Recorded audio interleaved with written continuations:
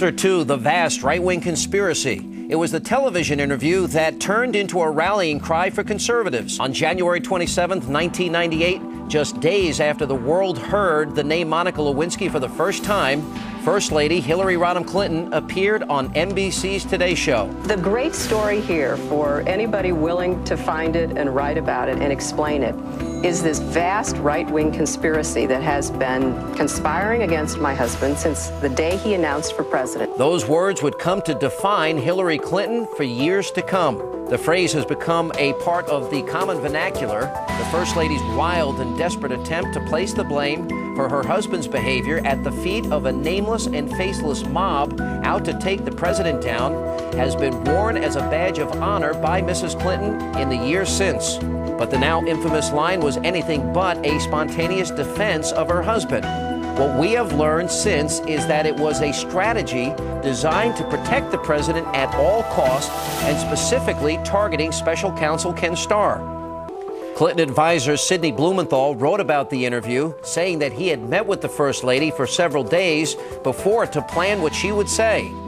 Blumenthal wrote of the preparations, quote, "She was the most important person in the drama who had yet to make a public statement. We discussed her appearance for several days beforehand. Hillary also had to walk a fine line, a difficult line in her personal presentation, coming off as neither a warrior or a wounded bird." Washington Post reporter David Marinis reported on the comment the day after the interview. Quote, "The decision to transform Clinton's public defense into a rhetorical war with Starr and the political right wing was made at the White House in a series of meetings over the past 4 days, according to several administration sources. In every discussion in which she participated, the First Lady was a leading advocate of an aggressive strategy attacking Starr, but it was not until her remarks yesterday morning that they realized that counterattacking was their most effective choice and that she was their most effective weapon. So the vast right-wing conspiracy accusation was part of a planned PR effort to deflect criticism from the president. While the First Lady was apparently not told the truth for several months to come, the truth wasn't what concerned them. Marinis reported that a day before the Today Show interview, White House Communications Director Ann Lewis led a meeting in the old executive office building where the central question was, how do we finally turn the corner when we can get people raising legitimate questions about Starr? In his memoir entitled All Too Human, former Clinton advisor turned ABC News correspondent George Stephanopoulos speculated about the First Lady's motivations for the full-throated attack.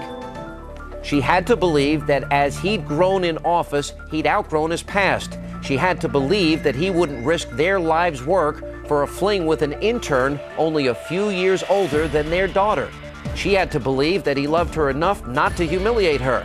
And she had to do what she always had done before, swallow her doubts, stand by her man, and savage his enemies.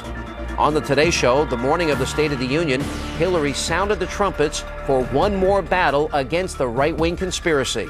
This is the way the Clintonista apparatus worked. Defend at all costs, smear your opponents. In a way, they're guilty of doing exactly that which they accuse their opponents of.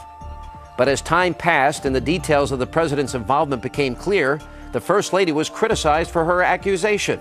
Despite attempts by conservatives to discredit the president, the allegations about Lewinsky were not a figment of anyone's imagination, nor was the Whitewater investigation, the controversy about which was first reported by the New York Times, hardly a bastion of conservative sentiment. But that didn't stop Senator Hillary Clinton from making the same allegation yet again. Take a look at what she said while on the campaign trail in New Hampshire just 2 months ago.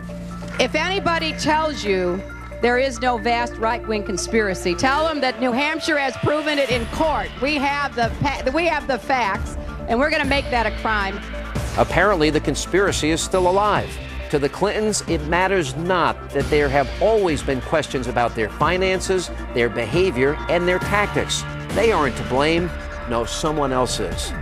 Which is why, as a new presidential election moves forward, this chapter on the Clintons is anything but closed.